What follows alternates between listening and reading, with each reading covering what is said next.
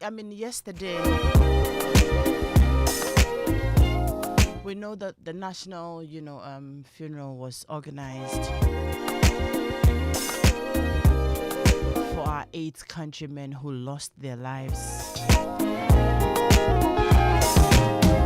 in that helicopter crash.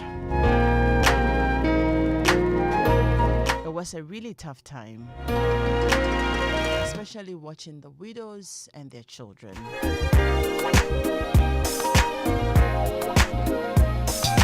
The nation was mourning, I was in the office, I was looking on the screens, and you'd break down into tears every once in a while, and then you will find yourself talking and doing all the out, and your heart broken, really. I know many of you who couldn't go on the grounds went through same. And then you turn around and you're asking yourself, what could the families be going through?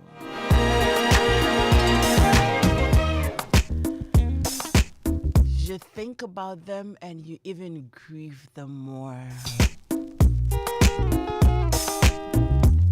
Those young children,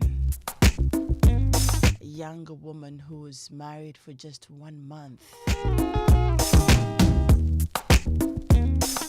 babies,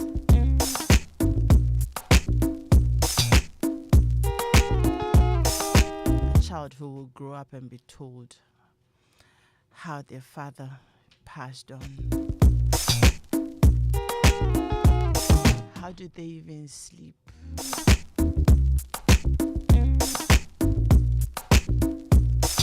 Like this morning, my team and I were just, just saying that the good Lord should comfort you. Sometimes you don't find the right words to say the things you have to say, but it's just that prayer that God will strengthen everyone in the families. God should give you grace and should help you to go through these times and recover. It's just that prayer and asking God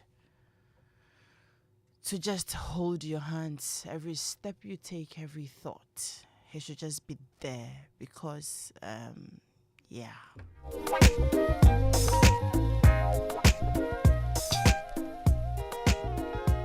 Then while at it,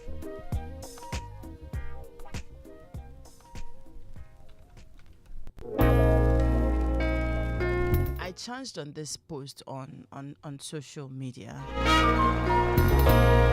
The first person I saw posted was my friend Philip Nye. It says the words we say for funerals should be spoken at birthday parties instead, because too much love goes unspoken while we still have the chance. And oh, did he speak? Then, I saw a couple of people share it and post this as well.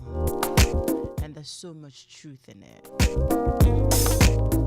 Every time you have the opportunity to say to someone, I care about you, I love you, and show it, please do it.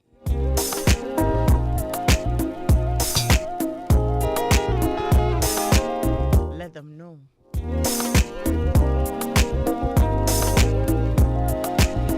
So on the back of that, last week we had a conversation. We're talking about how to create memories and live with the people we love and care about, such that, we are able to still have beautiful memories of them in this lifetime and beyond. You don't want the memories of them to be filled with, hurts and regrets. And I think it was a really good conversation we had. Then this week, when we were planning, Drive Time on Joy FM had the conversation about coping with grief, and I thought this was so timely. And so we thought that we'll have a conversation which is a sequel to that conversation that was had on Drive Time on Wednesday with the Drive Doctor. So what did we do? We sought permission from the Drive team. And then, we had to drag Dr. Yao Osafo medical director for Medicars Hospital, all the way from Mampon this morning. Doc, good morning. Thank you for coming. Good morning, Adam. And Yeah. I came kicking and screaming. Yeah. We had to drag Doc in, and he's like, look, for this conversation, I am doing Zoom. I will be in the studio and all the way from Mampon. Doc Namin Shawati. That's it. Thank you. Good morning to all our listeners. And Adam, I'm delighted to be here. It's a very important conversation that we need to have. Yes. And yes, I had to be here in person. Great. I think we needed to do this. Great. Thank you. Haven't seen you in a while too, I know, right? So any excuse to, It makes it a good one, doesn't it? Exactly. Thank you. Yeah, sure, you're welcome. Thank you. So this morning we're talking about dealing with grief, dealing with hurts, betrayals. And you can add on anything you find within that bracket. Yeah. Because they all come with some pain, some deep sorrow that sometimes you feel like, will I ever get over this? Will I ever heal? Will my life ever be the same because of the intense pain and hurt that you're going through? Like I mentioned, I can only imagine what the families of our departed countrymen will be going through, especially the widows and the children. You can only imagine. And I thought that we would have a conversation around it. Also for you and I, when people around us are grieving, what do we do? What do we do? Well, I had a conversation with Dr. Safo, and it's like there are some people, so we'll be going through, the various stages, where some people get to some stages and really just never recover from those stages. And if you have to recover and move on and do life again, how do you do it? Some grieve not because they have lost. I'm actually, yesterday I was telling somebody that when you're grieving somebody, Doc, who hasn't passed on, somebody who is not dead, the person is at an arm's length. You can reach out to them, but you've lost them in one way or the other. That one is even more painful because you have the opportunity to be able to make amends. Right. But maybe they are not giving you the opportunity, or for some reason you can't reach them. That one is something else, because I could talk to you, but I Right. am unable to. Right. Yeah. So that's also there. Then the different ways that we are betrayed and hurt, and you feel like, are you hearing me? Can you read my heart? Can you just understand this a little bit? And so all those things can, and we've seen, I'm sure if you're listening to me, you've seen people who have gone through these things and sometimes have lost their minds, who Yeah. have gone through these things and have lost the sense of living, because then what's there to live for? So we want to have the conversation and find out if you have to deal with grief of any form. You've lost a partner, you've lost a child, your mother, anybody close to you, or you're hurting over relationships or betrayals for any other reason. How do we deal with this? And Dr. Safo would like us to take this one more time before getting into the conversation.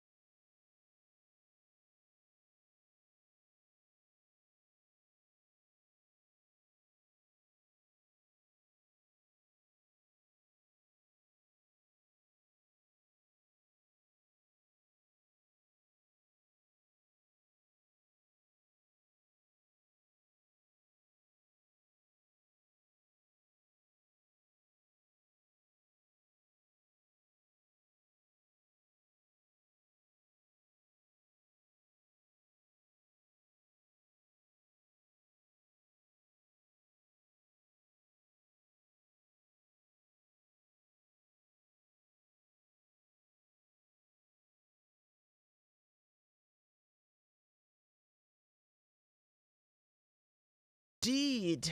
Jah shall wash away all the tears. Doc, once again, you're welcome.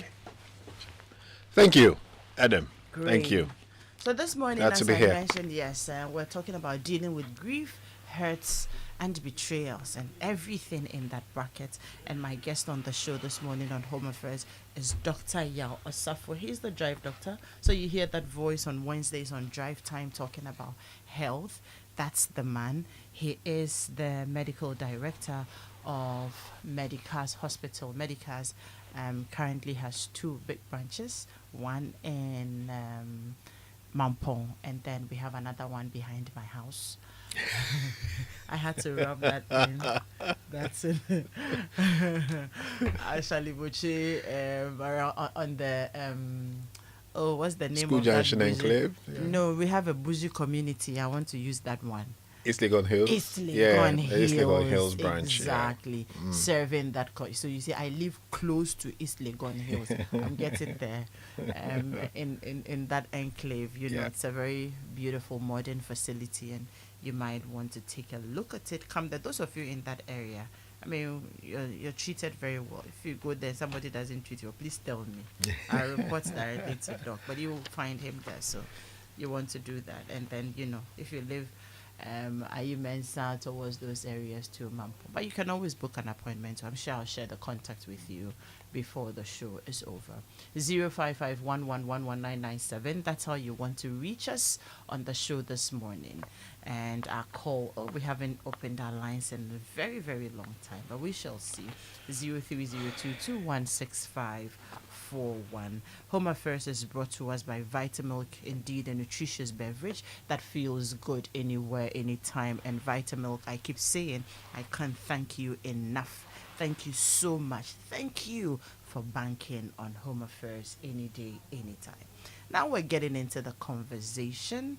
And Doc, Adam. I take your initial comments. I mean, it's been like a week plus Right. that we got hit by, you know, this very unfortunate news. It affected the country, but for me, most importantly, families were affected.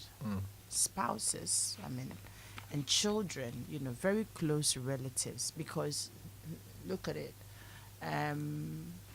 Yeah, we're shouting, we're mourning. Some of us have social media posting all sorts of things and all that. But that can't be compared to the grief that the immediate families are going through. And that happens if any family, you know, loses people, anybody that's close to them.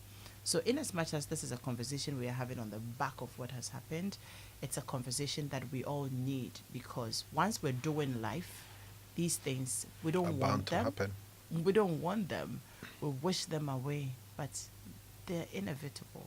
Right. You know? So your initial comments, and then we get into it. Right. So good morning once again to all our listeners, and it's good to be in the studio, although we're in very, very difficult times. Yeah. So Adam, it's been a sorrowful past 3 or so weeks, and I want to go back that long, because first it was the story of Daddy Lumba passing. I didn't know him. I think most Ghanaians didn't know him, but we all knew his music. We all enjoyed his music, and it hit us like a thunderbolt. And we were still grappling with it, seeing how we'll deal with it. I enjoyed the way he was being celebrated on the various shows and in all the joints, pubs across the country. It was all Daddy Lumba's songs being played all over again. So as we're dealing with that, then this very gory accident, air traffic accident also happened. And losing that many people in such a short moment, and these are very significant individuals as well. I don't think the nation has been buffeted by such strong wins on all sides in such a short period. So yes, the past 3 weeks has been very difficult for all of us in Ghana. But most importantly, the families. But I keep mentioning that some people may not be family, but then they felt it. I think we all saw or heard about our president. Yeah. And I remember when the vice president paid the visit to the families on the day it happened, and they asked the whereabouts of the president. I think I heard a comment that, well, the president is trying to hold it together, and therefore he needs some privacy. Yeah. And I was like, wow. So Adam, it goes just beyond the family, like what we think about as family. And at this point, I want to say something to a friend, a very good friend. He's the municipal director of health services at Equiapem North. That's where I live. Dr. Nana Osuenso. I know he's hurting. I know he's hurting really, really bad because he was very, very close to Dr. Omade Boama. We're all classmates at the University of Ghana Medical School. So it is difficult for him, and that's why I like the Gramps Morgan song. I think we should all take solace from that. So, Adam, we're grieving, and let me just end my preliminary comments with a definition of grief. Grief is a natural emotional response to the loss of someone or something special or significant. Yeah. So these will be my preliminary comments. I was going to, ask you that. So, what is grief? What is grief? How does it feel like? And under what circumstances do people grieve? And is it possible that someone could just say that, okay, this has happened, it hit me so hard, but yeah, it's just okay? Right. So grief means you've lost something. And Adam, these days, the Gen Z people, the only thing they grieve about mainly is their phones. When they lose their iPhone. But I like your response. Yeah, but Adam, it's something special to them. It's something significant to them. And I want us to think about grief in that context. That when you lose somebody or you lose something that is special or significant to you.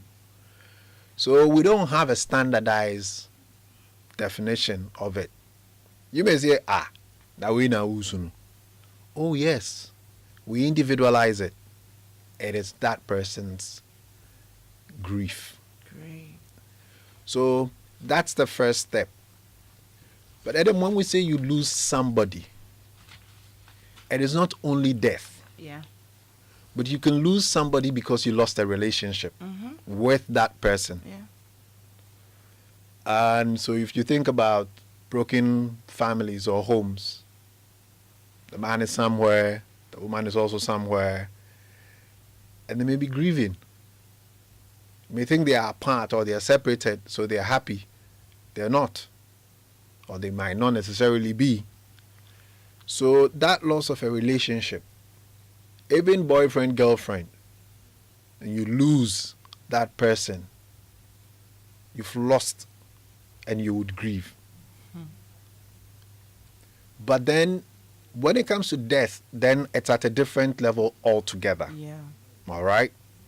And I know that's the context within which we want to have this conversation, but we want to broaden it, because we would grieve over so many different things. Because then in our topic we mentioned hurts, betrayals, and all of those. So exactly. we can broaden it. So if you feel hurt by another person's action, you will grieve. If you especially when you feel like, but you shouldn't be hurting me. Exactly. Yeah. Exactly. So people might grieve over that. Yeah. Betrayal and all of that. So we'll get there, but let's start with what is right in front of us. There are multiple ways to experience grief. You know, there are cultural differences to the way we experience grief. There are personality differences to the way we experience grief as well.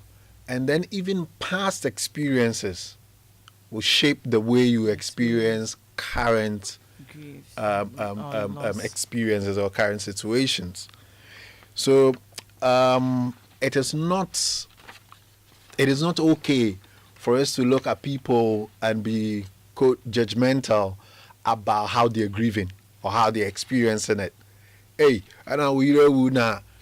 What about you come to play football? We'll get to it. How to cope. You know, you didn't miss your Sunday football, or you go out jogging, and everybody's looking at you because in a certain culture, you are the widow. You are supposed to be, you know, in your room. No, I mean, at home, you're not allowed to be on the veranda or anything. You're supposed to be in your room, you know. So culturally, that is how it happens. But I want everybody to know that we can experience grief in different ways. But broadly, there are about 4 categories I want to touch on briefly. There's something we call anticipatory grief. And with this type of grief, the person can actually anticipate it before the loss actually happens. Okay. So they are preparing. And Adam, in my line of work, I get to see this a lot. Terminally ill individuals. Yeah. And you know, because the doctors have mentioned to you that, okay, this person may not make this it. person is not likely, you know, to pull through. Sometimes it's not even the doctors. You're able to tell you past this time. So you know that. Yes, because it's happened so many times. The disease has a certain history. Yeah. There are epidemiological studies, you know, that have been done. So we sort of like sometimes even know. But then most of the time, the families also know because it's an 85-year-old or it's an 88-year-old grandpa, grandma, and you sort of like, you know, the doctor doesn't need to say it. So that's what we mean by anticipatory grief. So then you're preparing yourself. Then everybody sees you and then they ask, and Adam, what's wrong? Adam, what's wrong? You know, you wish you could say, but sometimes you may not even say because you know your mother is bedridden or your father is bedridden or your husband is bedridden, and you can see the life draining out of them, you know, gradually. And you begin to process the grief beforehand, you know. So that is what we mean by anticipatory grief. Then there's also something we call abbreviated grief. And here some individuals, and that's why I think that your personality counts a lot, and then also your past experiences, they're able to move through the grieving process quickly, and I'm going to touch on that, you know, soon. And this is what we call abbreviated grief. This usually happens when people have that anticipatory, you know, event, you know, because you've been preparing. Mom has been ill for 6 months, you know, so the day it happens, you sort of like, you put everything in place. You know, even the funeral homes, you put them on notice. The family members, extended family members, everybody's on notice. You probably even catering for the funeral. You know, everything, coffin, everything's been made. So you go through that process very quickly. And if you're not careful, observers may think that, this person... Were you hoping that... Yeah, they might even think that you're not feeling it. Yeah. You know, but we call that abbreviated, you know, grief. Then there's also delayed grief. Instead of experiencing the emotions that accompany grief immediately or after a loss, you feel them days, weeks, or even months later. And I've had a personal experience with this. A few years back, I lost a cousin, and we were very close. It was a shock. She was in her early 40s, so I wasn't expecting to hear that news. She went for surgery, and it happened. So it wasn't It was an elective surgery, so Adam, you know what I mean by that. So it wasn't as if this person is like ill going for surgery, and you think that, oh, I'm going to have this, and then it happened. But we quickly had to do things with my other, cousins, her siblings. So I didn't have time to grieve. Yes. There had to be a family meeting. We had to step in. Parents are advanced in age, so family funeral committee. Yeah, we're on it. We're just running around. So it was later. Then I sat down in my room one day and then I just let it all out. And I had to take my phone and I look at her number and I'm like, okay, I'm going to try and call it. And so going through all of those things, but it happened a couple of days or even probably weeks before. So that's delayed grief. And then we also have inhibited grief, where the grief involves repressing emotions. So most of us haven't been taught how to process grief, and that's what we're going to look at, the grief cycle, in the next few minutes, or even how to recognize it. The confusing emotions that can arise when we are grieving. As a result, many people who repress their emotions don't realize they are doing so. Because Adam would ask everybody this question: have you been taught how to grieve, or even how to recognize it? Do you know what it is? It's like when you're trying a tour, you know what to do. And I think we need to, and having this conversation is very important because families need to. Unfortunately, we come from that position where we don't ever want to have this conversation that something like this can happen. So Adam, I'll challenge you this morning. Do you have a will? Have you made your will?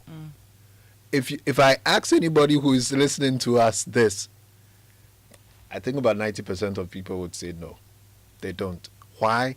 The mere thought of writing your will, your last testament and will, means that you are acknowledging that you can die. Then you say, Tofiakwa, hey, Musu, why you, of all the things you can think about, why are you thinking about that? So how to grieve is not ever going to be a question because we never think that we are going to be in a situation where we have to grieve. And I also think that, like you're mentioning, it's cultural and our beliefs as well.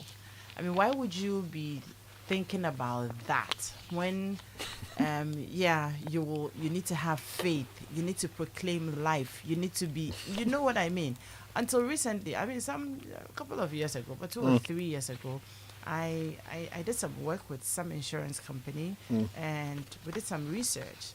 I mean, to find out that, insurance penetration is really very low. Very low in Ghana. And it's also because, I mean, during that research, you found out that, look, people don't want to prepare for bad news. I mean, instead of sitting down. Instead of sitting down and saying that, oh, I'm insuring this for my house can burn. And no, rather use that energy to pray it doesn't happen. Exactly. So you don't want to. We just shut it out. Exactly. You want to think about it. No. Hey, so even insurance you don't want to do. Now, why do you sit down and be thinking about that we should talk about this and take people to and but as I say, because Adam, in your introduction, you mentioned something. It is a fact of life.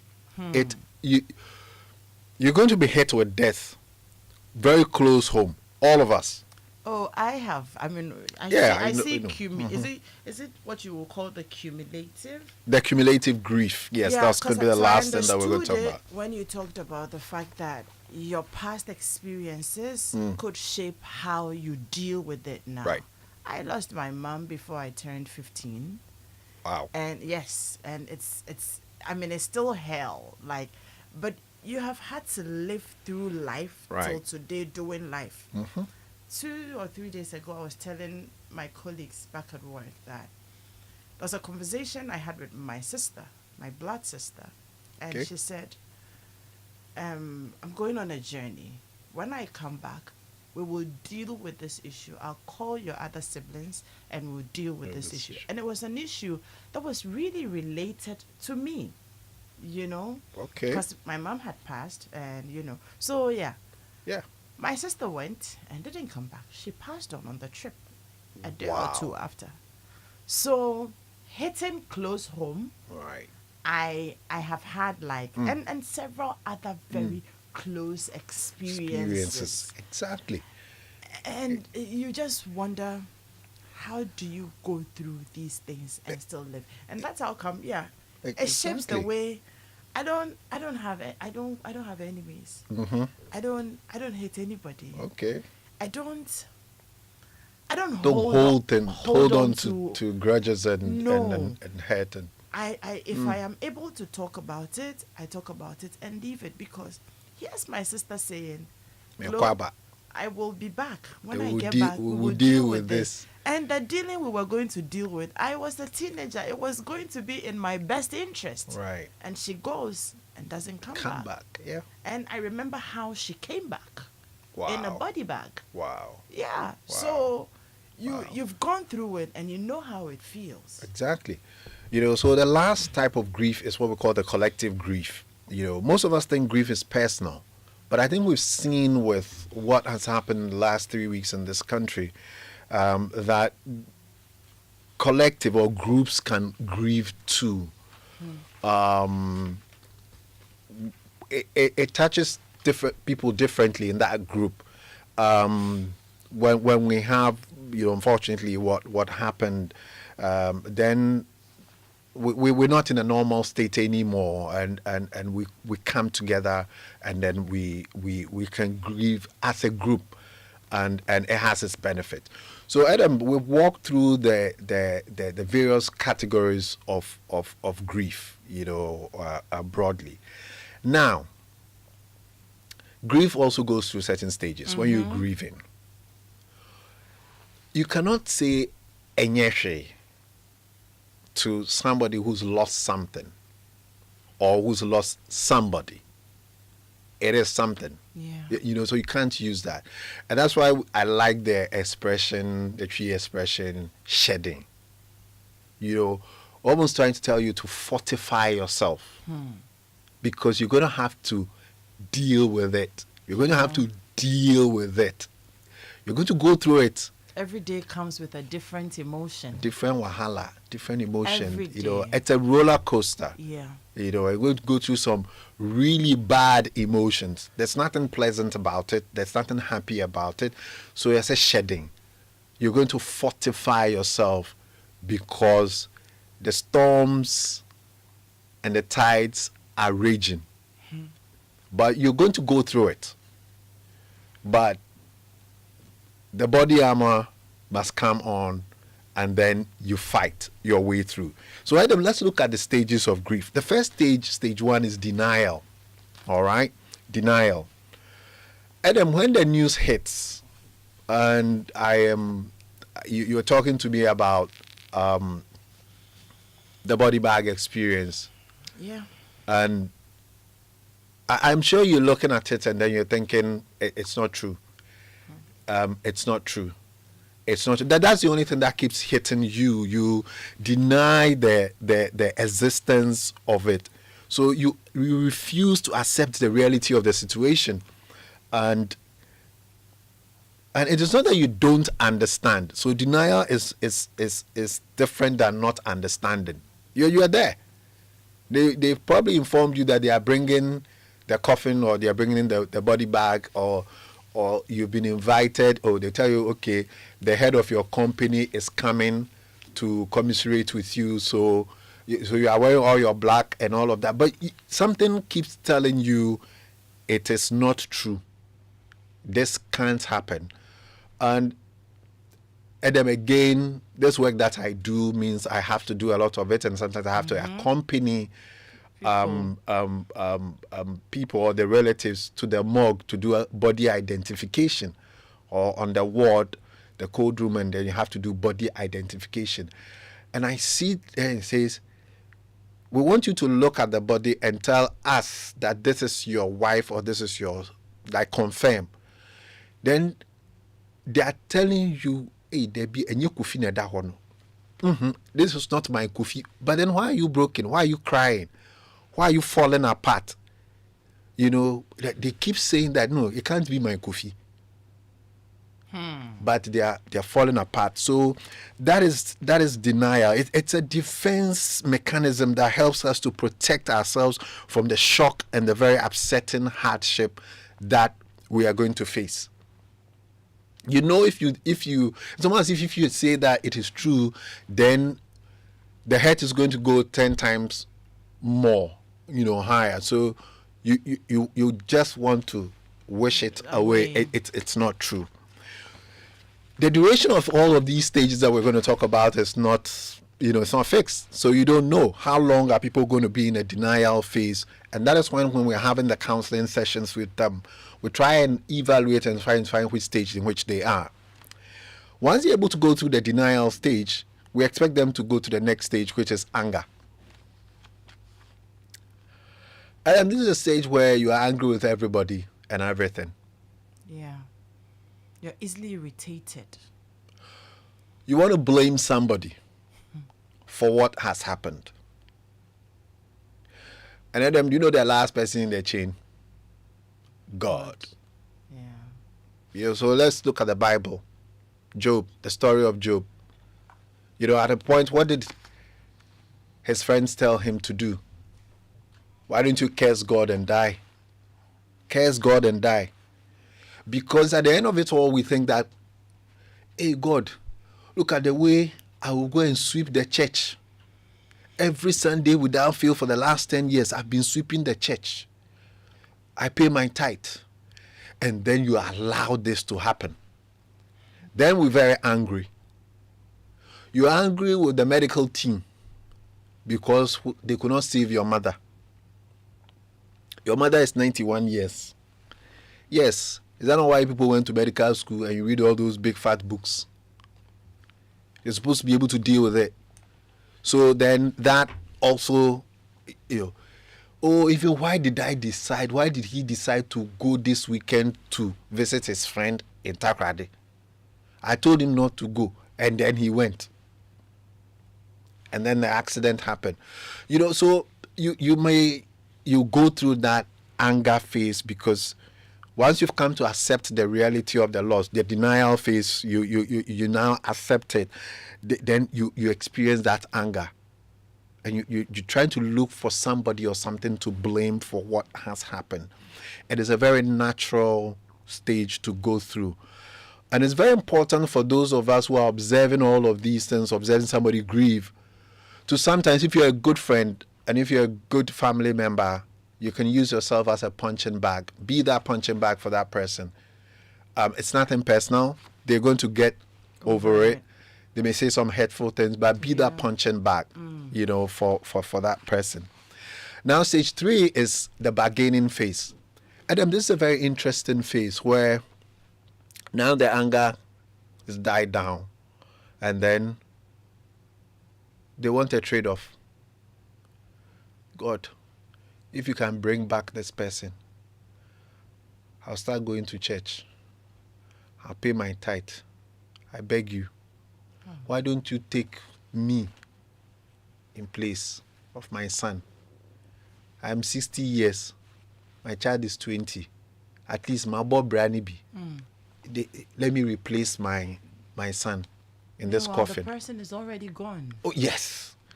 But that's what is going, that's what they are doing. That they're sitting there in that room, dressed in all black, and that's what's going through their mind all the time. I want to trade places. If God, if you can do this for me, I will do this. Just bring this person back. And then I will, you take me instead. You know, and this happens a lot to parents. Yeah. You know, who lose their children. Because it's not a natural thing. You're not going to sit there in front of that coffin. It's supposed to be the other way around. You know, your children sit and then see you off. Then stage 4, if you go through the bargaining, you know that, okay, this is not going to work. I can't bargain with anybody. Some go through a period of depression. So is that when you begin to accept that this is real and there's no going back? 'Cause Well, in the denial phase, there, and it can't be true. yes, it can't be true. Then they go like, okay, now it is true, and then I get angry. I want to blame somebody. Yeah. Then I want a trade-off. Can I do something about this situation? Can I exchange? Now they can't, and then they sit on the floor, and then they cry, and then they won't eat. And then obviously they're going to withdraw from everybody and everything that previously made them happy. Then they may even have suicidal thoughts. Yeah. And if this is going on for most parts of the day, every day, for at least 2 weeks, then we begin to use that tag depression. So extreme feeling of sadness and hopelessness. There is nothing for me to live for anymore. I'm done. So that's the phase they go through. This is the part where, again, the family, the friends, the people who are going to pick you up, this is where you need that social network. This is where you need to cope, and we will talk about that shortly. If they're able to come through stage 4, which is this depression thing, then the last stage of grieving, Adam, is where the acceptance stage comes in. The acceptance. So this is a period of grief when we finally come to terms with accepting the reality of our loss. You would have gone through everything, and then you come out and you say, a time to be born and a time to die. This is where you see a picture of that person and you smile. Why? Because you relive the good memories. This is a time where ideas begin to float. Oh, let me set up a foundation. Let me talk about road traffic accidents. Let me set up a support group to help other people go through it. Yeah. When these ideas start flowing, it means you've gotten there to stage 5 where you've accepted that. This is your reality. This is your reality. It's happened. You've gone through a time to be born, a time to die. Let's move on. If you've lost a relationship, you say, I'm not the first person to have gone through a divorce. It happens. Life happens. It's one of the realities. We go. I'm not the first person to have been left at the altar, jilted. No, I'm not. It happens. Others have gone through it. I will go through it. So that is the acceptance phase, and we use this time to focus our energies on celebrating the life of the person. So Adam, there you go. Okay. The 5 stages of grief. Great. What I want to find out will be, so if it is not necessarily death, do we go through all these stages as well? If it's a betrayal, something that really, really hurt you, do you go through all these stages as well? Absolutely. And that's why it was very important for us to define grief as losing somebody or something special or significant. So betrayal, somebody hurting you. Usually when somebody hurts you, the relationship is gone. You lose that relationship. I've had to, go through some, you say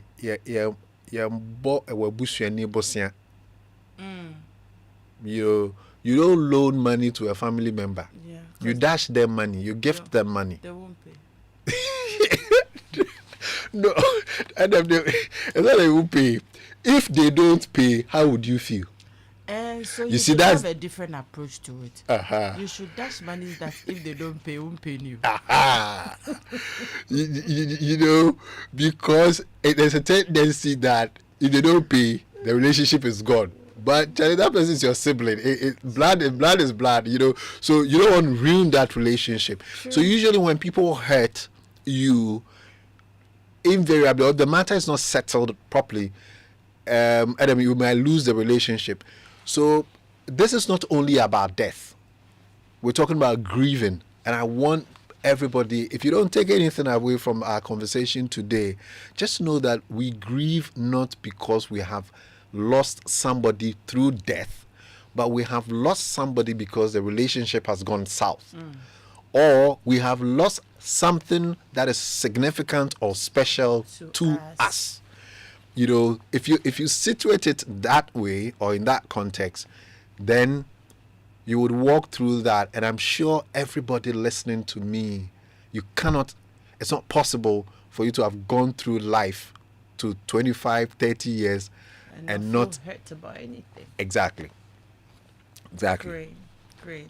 Now, you know, when we had a conversation yesterday, we had a lengthy chat. No, the day before, yesterday, the days. Yeah. So we also talked about the fact that there are some people who, especially during the depression stage, Yeah.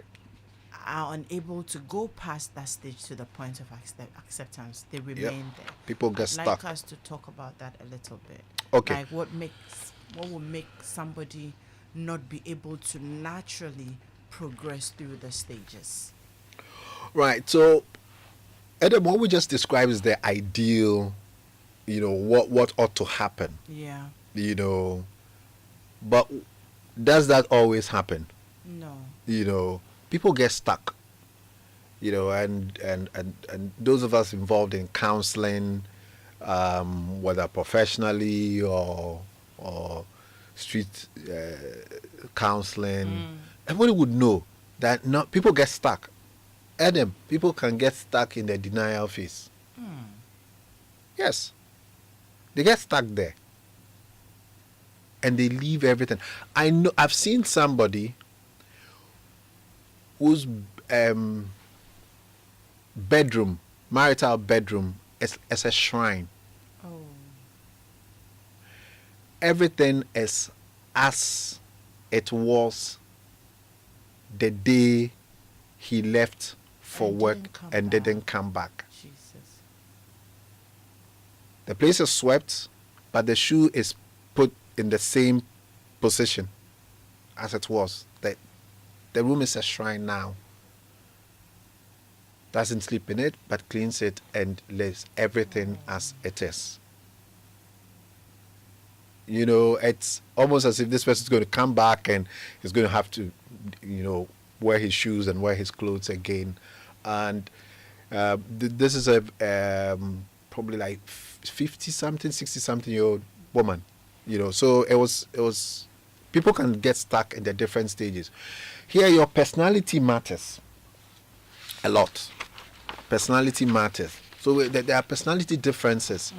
There are people who have this robust personality and can accept the reality of life. We read the Bible and we have this passage and say, a time to be born and a time to die. But Adam, how many people really believe that? Or accept that? Well, yes. To accept, you must believe. You must believe that is it. Oh no, you believe because you've seen people being born and die. So you know that people will die. But when it comes close, no, it's not possible. Exactly. So they don't. But there are people who also take things matter of fact. Yeah. Oh yeah, you're sick. Okay, all right. I remember a friend telling me when I was having conversations with different people and trying to prep for this show, and she was like, well, I felt sad, but I felt more sorry for him because he was not going to be there to see our children grow. And at least I'm going to be here. I'm going to spend time with our children. So my sadness was more of what he was going to miss. And again, this same person told me that I feel terrible when I cry. I feel terrible when I'm so miserable, wearing black and all of that. So I decided, I just do it for a few days and I'll move on. Because being in that state made me feel too horrible. Why do you want to prolong that? And I was like, wow, this personality helps you get through things. But doesn't it also come across like you don't care? Exactly. or the person really never meant anything. Exactly. That's how it may come across. So again, we have this thing where sometimes observers are worried. People are looking, so we have to act a certain way. But is that really helping you? Because Probably not. exactly, so you got to go through. So your personality, there are people, generally there are characters like that. This same person will lose money at number one or something and just get on with life. As you got the Yeah. money has wings, it can fly. I Same see. same loss will cripple someone. But people will tell me that they've developed hypertension because of NAM1 and all of that, and they can't go on anymore. And this haircut business, doctor, I'm 65 years, I've worked, I can't continue. But another person then just pivots and starts some snail farming, and then they're getting on with it. Go on. So we have different personalities in this life. Then cultural differences, culturally, how you are brought up. Adam, some people don't have what I call shock absorbers in life. Yeah. Yeah. They don't. Because they're so cocooned in growing up. No fault of theirs. But everything is provided for you. And thankfully, too, you've not had any adversity in the family. I remember my dad, when he was first admitted, he told me that that was the first time he was being admitted to hospital. And so he found it very, very strange. And he was 69 years. Wow. All right. And I was like, oh, wow. Then you've been very lucky. First time being in hospital, 69 years of your life. Wow. He may struggle to deal with that. But some people, they've been in and out of hospital, from like 5 years or something. So probably they will have better shock absorbers. So there are also cultural reasons. That within some cultures, death is something that they see differently. And especially if you're a religious person, deeply religious people, they don't tend to fear death or grieve, so much. So they're able to go through the stages. So, Adam, these are some of the reasons why people can, unfortunately, get stuck. Great.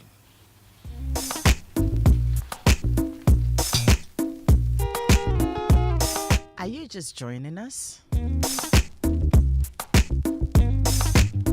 You missed a good part of the conversation. However, we're streaming live on Joy 99.7 FM, at Joy 997 on Facebook, on YouTube, so you can still catch the conversation. It's an important life-shaping conversation. The one we had last week about, how to create memories with your families that will last this lifetime and beyond. Now, having this conversation today, remember Dr. Safo talked about when you get to the acceptance stage, that's where you go back to look at the memories, because now you are in a place of rest. You have come to accept that this is what it is. This person will never be here again. You won't see them again. You won't have to talk to them again. Now, what do? You live with the memories. You smile at them. That's when you want to do things to honor the life they lived and all that. And if you didn't create those memories, then what are you going to do? And today we are looking at, the cycle of grief, how to deal with it. We'll be going on shortly to talk about coping with it. And then, like I mentioned, this is a very important life, coping conversation we're having. And I am not surprised that, our regular days, you have a lot of messages flowing. Today we have just a few because everybody is taking it all in, and we're not in happy times, I must say. Good morning. Thank you for the good discussion. My nephew lost his wife a year ago and he's struggling. Can I have the details of the resource person? Okay, we'll take your number and reach out to you. Someone says, Adam, I am very good morning, Adam and Dr. Safo. The truth is, we really value the importance of people in our lives after we have lost them. Is that what it is? My condolences to the bereaved families. I'm not sure that's what the general rule really is. It's going through the conversation we're having, it's like it is, you now just realizing you're used to having the people around. And living with them is a daily thing. Not that you take them for granted, but it becomes a routine. Exactly. They're here. You have a life with them. You do life with them. Then all of a sudden, the person won't be here anymore. Hey, you turn around, like, some of the little things. A friend, so my daughter's best friend lost the father. But we're very close. Family friends. We're very close to the family. Now, when I spoke to the widow, she said one thing. She said, "Auntie Adam, the times that it hits me, when I go, so at some point she went to work just to be able to cope before the funeral. Right. When she drives out and she's coming back, then she picks her phone." Then she realizes that, I can't call this person. Yeah. Because that was her drive routine. I'm getting back and I'm on the phone and I'm gisting him about the day. This is what this person said. And sometimes by the time you're getting home, because he's home, he gets to the gate and welcomes you and all that. Now things have happened. You're driving home and every once in a while you pick your phone and you realize that, I can't. That doesn't mean that you never valued the people when they were, with you. So the joy of every parent is to see their children grow healthy and become more intelligent and physically fit. And to achieve this desire, every parent needs to ensure that their children are given nutritious foods that have all the essential nutrients that can promote their well-being. And one of the best of such is Vitamilk soy milk drink. Vitamilk is made from whole grain soybean, which is a good source of plant protein, and it is enriched with omega-3, 6, and 9. It has calcium and all the essential nutrients in there. And all of these are recommended for your healthy and daily living. Vitamilk has no artificial coloring, no artificial flavorings, and no preservatives. So go on and choose the Vitamilk Champ for your children, because the protein, calcium, omega-3, 6, and 9 in there have all proven to help your adorable children grow smarter, healthier, and stronger every day. Vitamilk it's indeed a nutritious beverage that feels good anywhere, anytime. And it comes in the regular soy milk drink. It also comes with in the energy. That's the energy booster with no caffeine, the choco, the banana, the strawberry, and it is usually packaged in 250 ml and 1 liter Tetra Pak. It's indeed a nutritious beverage and it feels good anywhere, anytime. Now, what extra peace of mind do you need?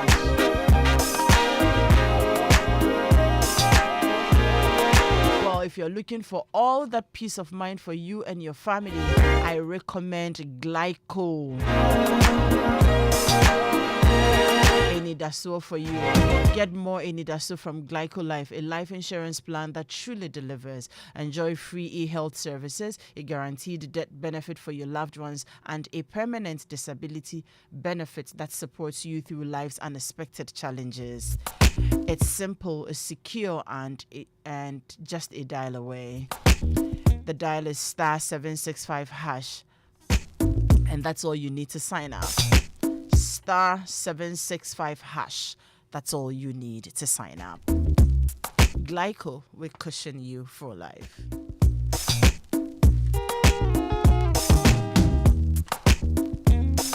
And from the stables of Image Bureau, April Communications, and National Theatre comes Wole Soyinka's legendary masterpiece, Death and the King's Horseman.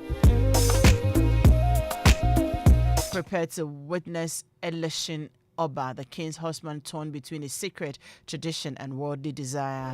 4 explosive days, 8 unforgettable shows. Saturday 23rd, Sunday 24th, Saturday 30th, and Sunday 31st of August, with 2 shows. That's 4 p.m. and 8 p.m. each day at the National Theatre. Tickets are selling for only 200 cedis standard and 300 cedis VIP at imagebureau.com, or you simply want to dial *714*46#. dial *714 *46#. And for more information, you can call 055-1313-134. George Koy knows how to make things really very simple. You can remember this number at 055 13 13 13 4.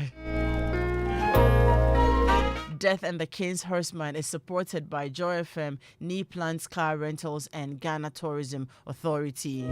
Sponsors Stambik, the luckiest with withdrawals and instant prizes at each show, bill savings and loans, and proudly brought to you by MTN. Let's stay connected everywhere you go. Death and the King's Horseman, just hear about it. Don't just hear about it, be part of history, be present when the horseman rides. Media partners, Joy 99.7 FM.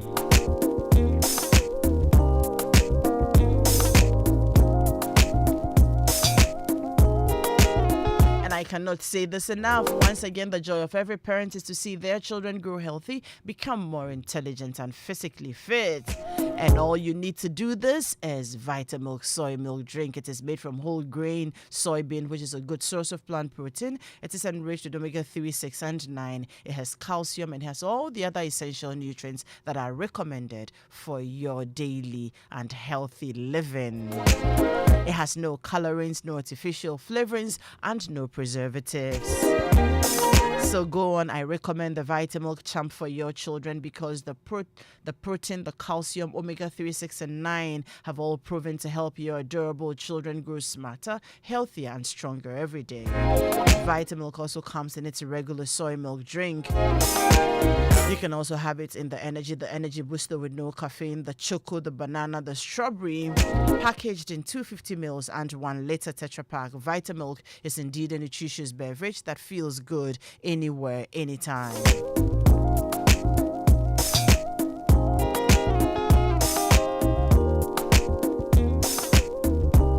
So I'm coming back to studio to talk to Dr. Osafo, and we'll quickly go through coping. We have less than 20 minutes to do this. Hi, Doc. Back to you now. Hi, Adam. Yes. So now we want to move into, how to cope. Right. So, Adam, we have to deal with it. We will have to deal with the loss. Mm-hmm. Either way. Shedding. Fortify yourself. Mm-hmm. Okay. So how do we do it? How do we make sure that we will go through all the stages? Yeah. Sometimes we have to cope. So, but just before we go into that, for those who unfortunately may get stuck in one of the stages, because like we're saying, the natural thing will be for you to go through them and progress. Is there help? There is help. There's a lot of help. All right? Okay. There's a lot of help. And actually, you don't have to deal with this thing alone. Yeah. It's I'm not that old in this life, but my experience is that you can't deal with these things alone. It's never a good idea. Okay. Never a good idea. So we'll talk about that help. We'll find some of them when we go through how to cope. Exactly. But Adam, let's start this way, or I'm going to start, but at points I'm going to ask you to help me with something. Okay. There is a prayer that even if you're not a Christian, but you're a person of faith, I think you can just read the words out of that, and it is my go-to option. We call it the Serenity Prayer. Yeah. Reynold Neighbor. So he was an American theologian and ethicist. And I think he wrote this prayer and was first published maybe 1943, not so sure. But he delivered it in a sermon. It is very, very popular. I remember growing up as a child, it was hanging in our hall. My mom had it. But of course, it didn't make a lot of meaning to me.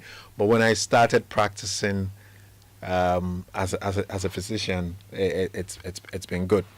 But first, let me define coping. Yeah. Because we introduced that.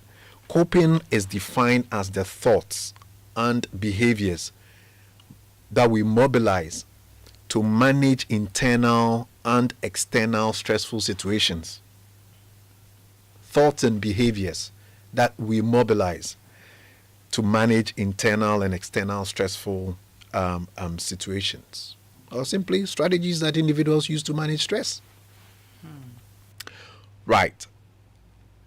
So, Adam, if you're ready, then I would like for you to share that serenity prayer. There's a long version, and then there's a short version. So which one do you want? Let's do the short version. I think that's what our listeners can easily appreciate. Okay. So the short version says that God grants me the serenity to accept the things I cannot change, courage to change the things I can, and wisdom to know the difference. Right.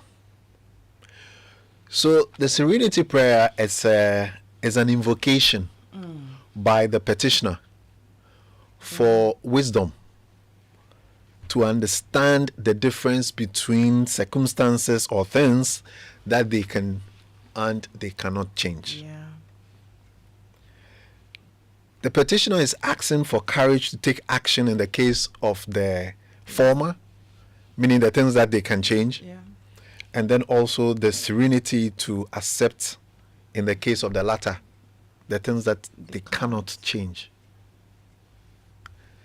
All right, so generally, everything that happens in this world, you can put them in one of these two baskets.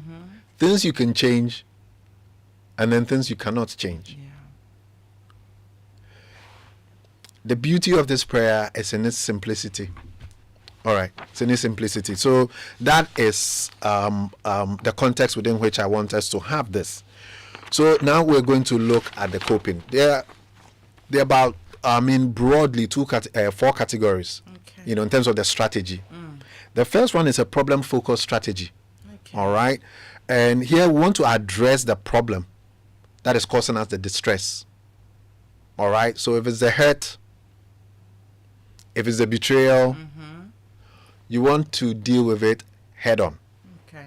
All right, and sometimes it's the courage that you need to deal with it. Yeah. Sometimes we lack the courage.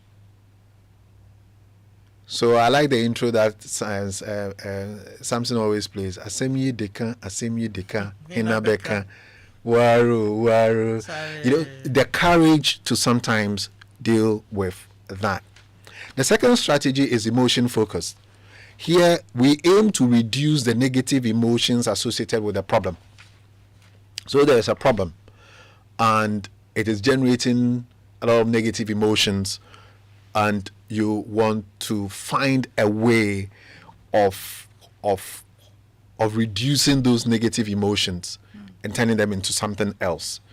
You can turn to religion, you can turn to humor, you can do something we call positive, reframing.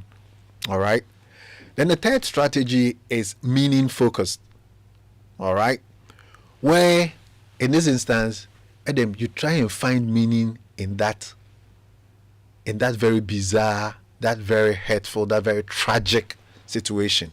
You try to find meaning. So we'll say that God knows best why it happened. Maybe this man, if I had married him, maybe he will not be able to give me children. To the uncle. If this thing had not happened, I wouldn't have seen that Charlie, this person is such a bad character and I was going to marry the person. So you try and find meaning in that adversity. So that's also another strategy, meaning focused. And the last strategy is the social coping, support seeking strategy, in which the individual here, you want to reduce their stress by seeking emotional or instrumental support from their community. This is why I don't like this whole Facebook friends, Instagram friends, that kind of thing that is creeping in. People don't have friends. You say, why are your friends? They're on Facebook. But what is that? Yeah, some more. Doc, apart from death, which you can't, that's not what we want. Yeah. When you're looking at betrayals, hurts, and things that offense and Right. all that, right? Which of these coping stages. Mm-hmm. Do people, Strategies. I mean, yeah, Right. strategies. I mean, do people become philosophers? Is Uh, it the meaning? Oh yeah, the focus? meaning focus. Uh-huh. The meaning focus. Yeah, then you begin to, we It's all not become easy. Aristotle and It's Socrates and not all of easy. that. You want to philosophize and say, yeah, the swawa near show kumudin. Yeah, you find the proverbs. And it's so real. Oh yes, Because you will have to find things that suit your situation and encourage yourself with it. exactly. Yeah, simple. All right. Yeah. So Adam, having talked about the strategies, let's look at some specific things that you can do under the different strategies, and I'll put them into two broad categories: the healthy coping mechanisms and the unhealthy coping mechanisms, which you should avoid. So quickly, let's look at the healthy coping mechanisms. I talk about the emotional regulation, right? You should try and replace the bad emotions with good emotions. Okay. All right, and people have found things like deep breathing techniques, yoga, practicing mindfulness techniques. And please go online. You'd find all of these techniques, so you can walk yourself through it. them. So deep breathing, meditation, I talked about yoga. People think, and there's some spirituality with it. No, we don't use our mind as much as we use our legs. We use our brain, and our heart beats for us all the time, but we're afraid to use our mind, which God gave to us. There's also cognitive reframing, where you challenge your negative thoughts and you replace them with more positive and realistic ones. Yeah. There's also problem solving. Sometimes, deal with the problem head on. All right, actively address the source of the stress. Don't dance around it. Self-care. Engage in activities that promote physical and mental well-being. Go out and exercise. Go and walk in nature. And then last time I knew people did something on the hills, on the mountains, in the nature and all of those. Adventure. Go for a walk. Go for a walk with nature. Exercise. Spend time in nature. Pursue some hobbies. All right. Social support. You must have good friends. I mean, it's something that is a need, and these things, they don't just happen. God won't just dash you a friend. Yeah. These things are engineered. I don't think we invest in that part of our lives. Everybody's just busy with what? Yeah. Please add that as well. Then you should also have creative expression as an outlet. Music. I think yesterday I made the request. I told you about this Gramps Morgan song. I've been playing it over and over and over and over and over. I mean, in the Bible, when Saul was troubled, what did he ask David to come and do? To play the harp for him. Exactly. And it's soothing. So you can participate in it or you can enjoy it. Learn to play an instrument or something. Some of the best poems, some of the best songs, emotionally touching songs have been written from the depths of pain and hurt, and then they write some of the best poems, whether from Michelangelo to present day individuals. They've written songs. I mean, Daddy Lumba, some of the songs, and all of that, and then also lastly, engage in positive self-talk. You've had a loss, yes, but it gets to a point. You've got to start using affirmations and positive self-statements. I will get through this. I will get through this.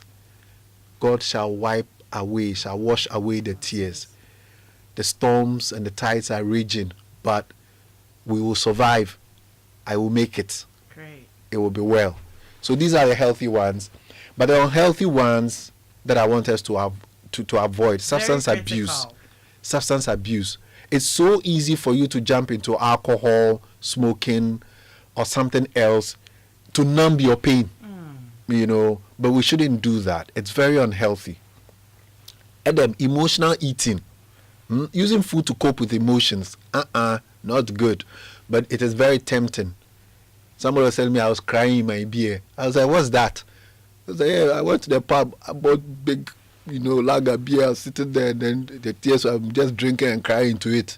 You were ordering other jugs, stop saying that. People eat ice cream, they binge on chocolates and things like that. All right. Social isolation, withdrawing from all social interactions and support systems. No, don't be a recluse. It doesn't help. Accept the social support. You must have that network, build it. It's very, very, very helpful, And then lastly, unfortunately, some people engage in self-harm. And this is very, very dangerous. Sometimes when people are depressed, they have suicidal thoughts. Yeah. And that is why you should seek help. The Mental Health Authority of Ghana has a hotline. Adam, I'll share it with you later on. I don't have it off the top of my head, but I'll share the flyer. Anybody who's going through these things, call that hotline. It's the Mental Health Authority of Ghana, and somebody will talk to you. Again, at Medicas Hospital, we've got a vibrant mental health service. If you need somebody to talk to, if you need counseling, I have a lot of patients that I help, people that I help. It's a big team. We've got clinical psychologists, we've got a psychiatrist. Just reach out to us and we are able to help. So Adam, I wish we could go on and on and on and on. But boy, we've been talking for about an hour now. Yeah, same here, Doc. And there's one point you didn't make quickly, the one on avoidance. It's really very, very, very, very critical. Yes. Sometimes we want to just avoid the problem. And that's what ostrich approach. Yeah. You bury your head in the sand and you think that when you take your head out, the problem will be gone. No. Even avoid people. That's when you begin to withdraw. Exactly. And think that you can do it all by yourself. No, you can't. Yeah. No, you can't. Great. No, you can't. And I think also that people should. Sometimes we should stop being so judgmental, right? When Absolutely. We should stop being very judgmental. Absolutely. People go through things, and you mentioned that people have outlets they vent. Yeah. Somebody's own is to put it into music, into writing, and all that. Yeah. And when you see it, then we start, making fun of people and hey, I did it to me, woo, and things like that. No. Those things don't help. They don't. They don't at all. And we've got different ways we grieve, so we should accept it. If you see me going to jog in the morning after I have lost somebody very close to me, it doesn't mean I don't care. Yeah. But that exercise or walking through nature is how I'm dealing with the grief. Yeah. So we've got to understand. Let's be there for each other, and support. I remember my sister passed on the 14th of February. Oh. And then I said, what a day. Yeah. Then I said, I don't want this day to keep reminding me of this. So guess what I did? What? Years down the lane when I had to get married, we chose to marry on the 14th of February. Wow. Yes. You just replaced it. Yes. You just did what we say, Just the to say cognitive that reframing. You cannot make this day a horrible Bold day day. in my life for the rest of my life. Right. So every time I will remember my sister, And I you will turn celebrate. around and smile as well. Exactly. So people have different ways of coping. Doc, thank you very much. Thank you for inviting me. Coming all the way from Mampong for us to have this conversation. I hope that for all of us who did the listening, everybody's picked a thing or two on how to deal with grief, with hurts, and with betrayals. And like Doc said, if you need support and you can't do it on your own, please don't withdraw. Reach out and get support and come out of it. Yeah. Because look, one thing I have come to learn in this whole period is that, and I have a friend who used to tell me that, don't push anything to tomorrow. If you have to do something, do it today. Yeah. And because, look, tomorrow is not guaranteed. Tomorrow is not. It's not guaranteed. It's not guaranteed. Thank you all very much. And certainly, we're grieving, but do have a good day. My name is Adam Naite. I did this with Dr. Yao Safo, Medical Director, Medicas Hospital, who have branches in Accra and also in Mampong. Daniela, Osafo Kojo, all of